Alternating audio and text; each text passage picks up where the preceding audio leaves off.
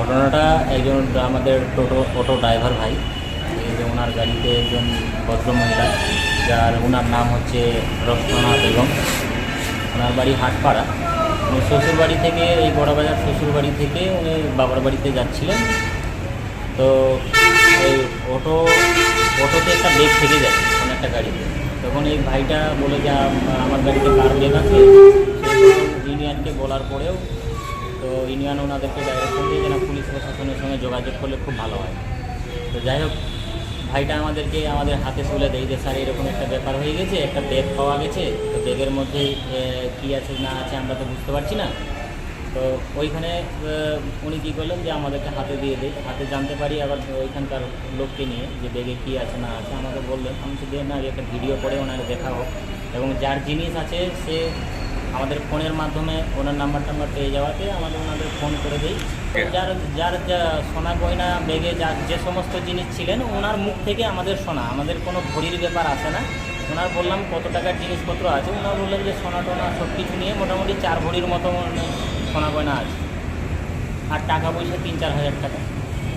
এই নিয়ে ওনাদেরকে ফোনে যোগাযোগ করে আমি অফিসে ডাকি, ওর জিনিস লিখিতর মারফতে, এবং ড্রাইভার ভাইয়ের ওদেরকে রেখে ওনাদের সমস্ত জিনিস ফেরত দেওয়া হয়েছে পুলিশ প্রশাসন। আমার নাম বাবু মন্ডল। হ্যাঁ, বহরমপুর সদর ট্রাফিক, ওসি ট্রাফিক। এটা বাস স্ট্যান্ডে পেয়েছি। বাস স্ট্যান্ডে বলতে গেলে আমাদের অটো স্ট্যান্ডে, এখানে আমরা অটো চালাই। তো ব্যাগটা উনি আমার গাড়িতে ভুলবশত রেখে চলে যান। পরবর্তীতে আমি গাড়ি যখন স্টার্ট করতে যাচ্ছি তখন দেখি তার গাড়িতে ব্যাগটা পড়ে রয়েছিল। তো ব্যাগটাকে খুলে দেখি তো অনেক কিছু জিনিস ছিল, যেমন সোনা ছিল, টাকা ছিল। তখন আমাদের জয়নাল স্যারকে আমি ফোন করে ডাকি, স্যার আমার একটা ব্যাগ পেয়েছি, সেই ব্যাগটা এসে দেখুন, আর এটা তো অনেক কিছু জিনিসপত্র আছে, সেটা আপনি দেখুন, দেখে একটা ব্যবস্থা করুন। পরে স্যারকে ফোন করার পরে স্যার গেলেন বাস স্ট্যান্ডে, গিয়ে স্যারকে দেখিয়ে আমরা স্যারের হাতে ব্যাগটা তুলে দিয়েছিলাম। আমি বাস স্ট্যান্ডে একটা অটো চালাই স্যার, আমার একটা অটো আছে, সেই অটোটা আমি চালাই, প্যাসেঞ্জার বহনের জন্য একটা অটো চালাই। খাগড়াঘাট স্টেশন থেকে আমরা বাস স্ট্যান্ড পর্যন্ত প্যাসেঞ্জার নিয়ে আসা যাবো।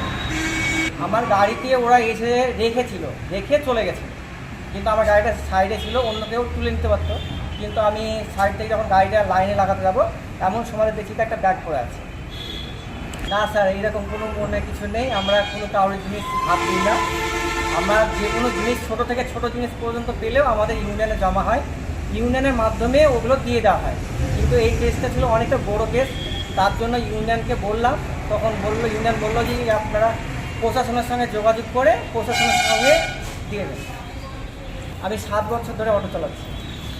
আমার নাম হচ্ছে আকবর শেখ, আমার বাড়ি হচ্ছে খাগড়াঘাট স্টেশন, শিয়ালমারা। আমার খুব খুশি হচ্ছে যে আমি এরকম একটা জিনিস তুলে দিতে পারলাম, যার জিনিসটা এখানে অনেক টাকার ব্যাপার ছিল এখানটায়।